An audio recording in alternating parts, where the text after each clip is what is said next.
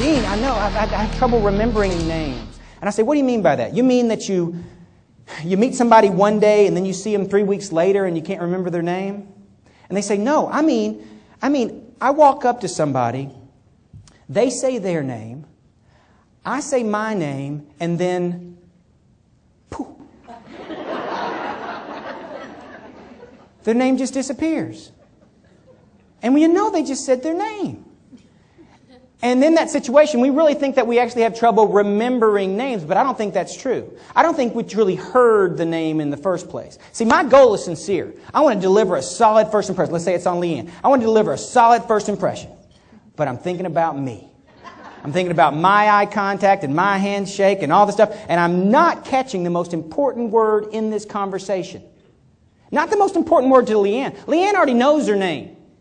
I'm the one who needs Leanne's name.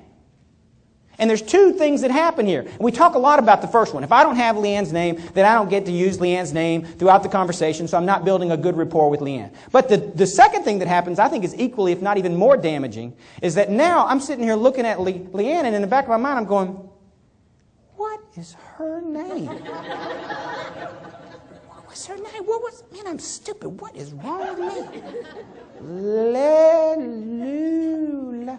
Oh, man. Yeah. Man, what is wrong? But see, you don't get to go someplace else to have this little conversation with yourself. You're still right here. Yeah, trying to be interested, trying to be playing. In the back of my mind, what is that girl's name? See, it'd be much easier if it was a guy, you know. If it was a guy, guys we know, we got the dude. Hey, man. Dude. Yeah. And there's all sorts of things. We know all the little tricks we're supposed to do, you know. If we don't catch somebody's name, we know them. You're supposed to ask for their card. Look at, oh, hi, Leanne. Yes, good. Hi, yes. Or we can introduce them to somebody else. Hey, yeah, hold on a second. Come and meet this person. Yes. Y'all introduce yourselves. Say hi. Good people. You're good people. But we had the chance. You knew this. I knew she was going to say her name. It's not like she snuck it in on me. It's not. What'd you just do? Did you just say your name? I was not ready for you to say your name. You need to give me some kind of sign or something. But so we know it goes right with the handshake, right? I mean, we know people, when you get together close to somebody, they're gonna, what are you doing? You know, it's automatic, right? I'm going to shake that hand. You put it out there, I'm going to shake it, right? It's the same thing. They throw that name out there, and we know how important the name is. I'm not trying to sell anybody on trying to tell you how important the name is. Everybody knows how important the name is. The problem is we remember just as soon as it bounces off our chest and plops on the floor. And you're looking at it and going, I was supposed to have that right there. Throw it again. Throw it again. Come on. Get me in, coach. That's the reason I put together what I call the name game. It's a 4-step process. Here are the 4 steps. The first step is to prepare to catch the name. Prepare to catch the name. We need to be up there going, okay, no surprise, name's coming. What's the name? Prepare to catch the name. The second step is to repeat the name back to that person in the first sentence you say back to them. Leanne, nice to meet you, blah, blah, blah, whatever I'm going to say. All right? The third step is to repeat the name naturally throughout the conversation. Leanne. Leanne, Leanne, Leanne. Leanne. That's 2 syllables, isn't it? Leanne. I'm just Dean. That's just one. Leanne.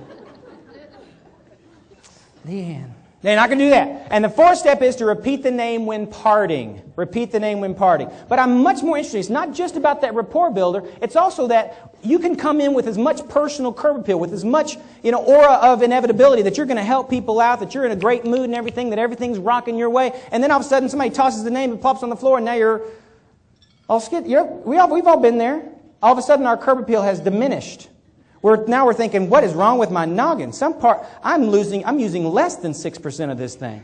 But the goal here is I want to deliver a solid first impression. I want to learn as much as I can so I can take that D and flow it into the E. And that is earn trust. It's not about meeting someone. Or have you ever been told, somebody said, oh, you can trust me? Have you ever heard that one? You can trust me? Does that make you trust them? No. Right, yeah, I don't know why girls laugh at that more than the guys. Well, we don't have time. She said, I can tell you why. I can sum up this whole thing. Went through the code, the C, the O, the D, and the E, create personal curb appeal, open face-to-face relationships, deliver solid first impressions, and earn trust. But I can sum it up in 2 words. And I'm sure you're like, well, why didn't you start with that? Be progress. Be progress. Be progress. Thank you.